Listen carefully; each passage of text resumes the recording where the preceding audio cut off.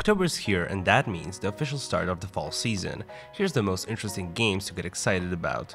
Sorry we are gone for such a long time. October starts off with a remaster of Dragon's Dogma, Capcom's action RPG that went pretty much unnoticed back when it was originally released in 2012.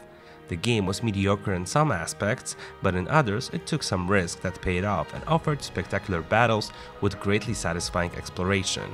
Mix that with a palpable sense of adventure and much freedom when it comes to combat, and you have something fans of action games and soul-likes will greatly enjoy. The game was also quite hard, in the good way, and the revamped visuals as well as the addition of all previously released DLC makes it worth your time. I have given up everything. Not everything. Before the release, Shadow of Mordor from Monolith was considered to be nothing more than an Assassin's Creed clone set in the Lord of the Rings universe. After the release, however, it surprised us with its unique Nemesis system and addictive gameplay. The direct sequel, Shadow of War, takes all what made the original so great and expands upon almost every aspect.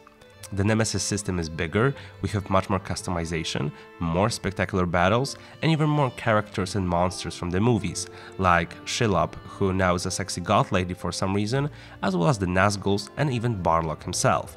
Some frown upon the idea of microtransactions in this AAA game, but as long as it's not making the game pay to win and is mostly restricted to the multiplayer element, Shadow of Mordor's successor will certainly be as enjoyable, if not more, than the previous open-world orc killing simulator.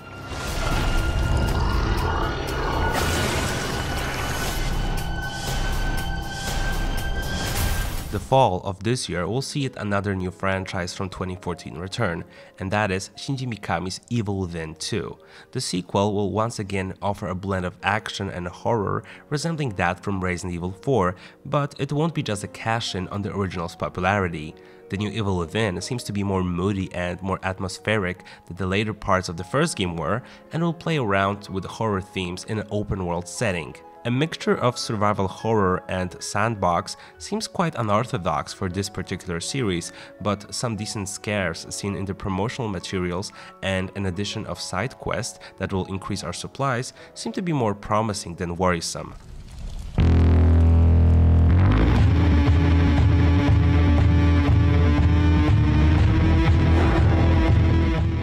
Alex is that kind of game that gets some people ecstatic, while others have probably never heard of its developer, Piranha Bytes. This German studio gave us the Risen trilogy and the cult classic Gothic series that sadly got worse over time due to publisher interference.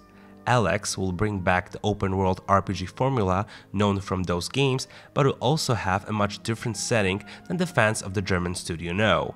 This time, Piranha will mix fantasy RPG with futuristic combat and science fiction-like technology on a faraway planet. Apart from that, we'll be able to join one of the few available factions in the game that will drastically impact the quests we get to do and even offer new ones based on our choices. Next to that, we'll also be able to romance and even fly around with our jetpack. The bold mix of genres and gameplay styles might seem doomed from the start, but Piranha has proved time and time again that they can craft unique atmospheres and memorable characters. It might not be the most polished and beautiful game out there, but it will certainly make up for it with bold creative choices.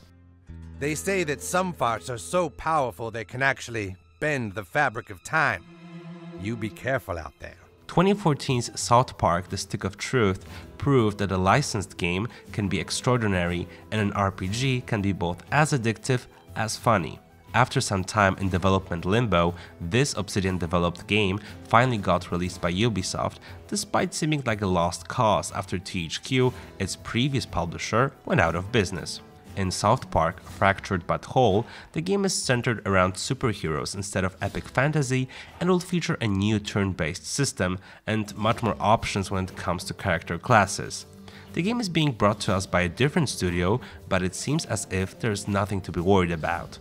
Although South Park has been delayed several times already, Ubisoft claims that it's because of the technical aspect and nothing more, as it's really hard to make the game resemble the show as much as possible. Apart from that, the jokes, the story and the references to the show's history seem to be doing just fine.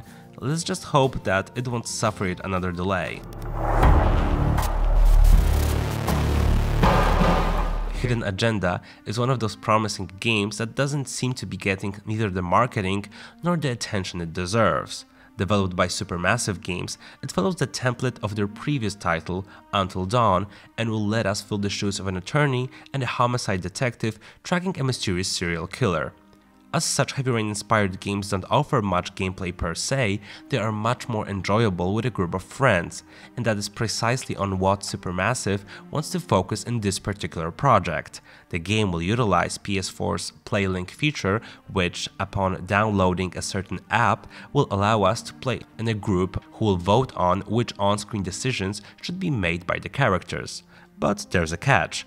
One of the players is working against the rest and is given, via the app, the titular Hidden Agenda, which is leading the characters on screen to the worst possible scenario. The game is cheaper than other AAA titles and will be available only in a digital form, which might suggest a shorter playthrough. Nevertheless, if such an experiment succeeds, it might usher in a new trend in story-driven games. If not, it will still be something interesting if you like games like Until Dawn or Heavy Rain.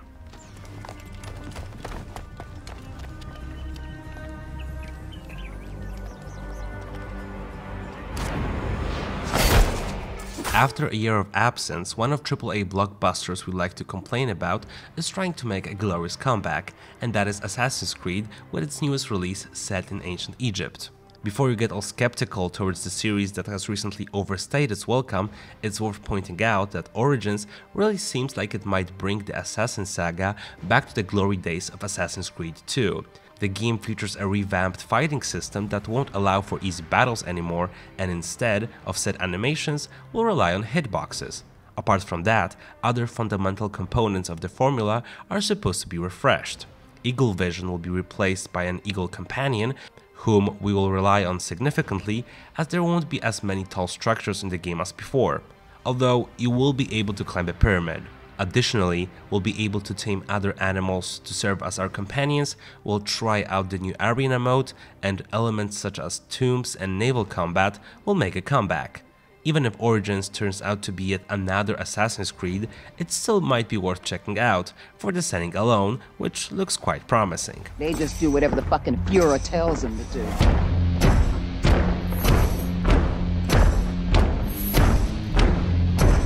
The end of October will see a return of yet another successful franchise, and that is the sequel to 2014 Wolfenstein, Wolfenstein 2 New Colossus. We got to play the game recently, and it seems as if the fans of its predecessor won't be disappointed. The gameplay is as dynamic and visceral as ever, and obliterating Nazis is as much fun as it should be. The game takes us to 1961 America, which has been taken over by the Nazis after World War II. BJ will once again be rewarded for creating havoc, but this time he will also use an exosuit, mount a Panzerhund, and will rely on weapon upgrades. The sequel seems to be playing it safe, and there's nothing wrong with that, it's just that we'll be getting more of the same. And well, if it ain't broken, don't fix it. Let us know to which title you look forward to the most, and we'll see you soon. Thanks for watching.